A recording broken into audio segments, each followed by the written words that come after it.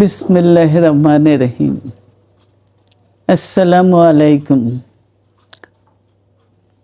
দীর্ঘদিন অসুস্থ থাকার পর আপনাদের সামনে কথা বলতে পারার জন্য আল্লাহর কাছে শুকরিয়া আদায় করছি।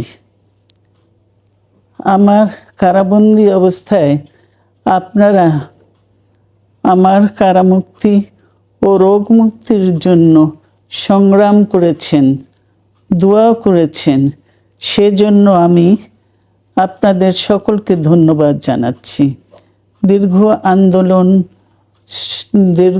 আন্দোলন সংগ্রাম ও ত্যাগের মধ্য দিয়ে আমরা ফ্যাসিবাদী অবৈধ সরকারের কাছ থেকে মুক্তি পেয়েছি।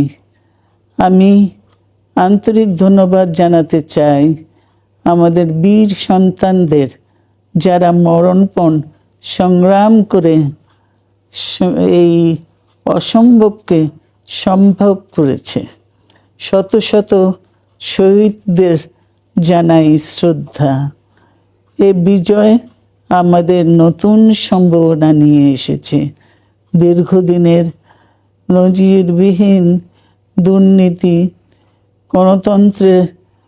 গণতন্ত্রের ধ্বংসের স্তূপের মধ্য থেকে আমাদের নির্মাণ করতে হবে এক সমৃদ্ধ বাংলাদেশ। ছাত্র তরুণরাই আমাদের ভবিষ্যৎ।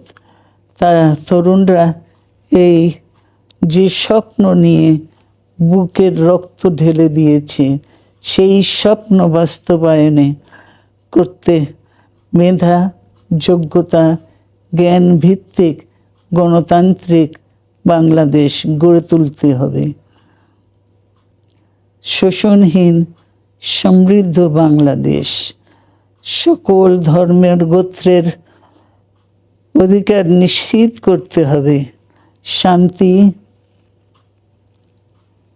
প্রগতি আর সাম্যের ভিত্তিতে আধুনিক বাংলাদেশ নির্মাণে আসুন আমরা তরুণদের হাত শক্তিশালী করি। ধ্বংস নয়, প্রতিশোধ নয়, প্রতিহিংসা নয়, ভালোবাসা, শান্তি ও জ্ঞান ভিত্তিক সমাজ গড়ে তুলি। আল্লাহ হাফেজ। বাংলাদেশ জিন্দাবাদ।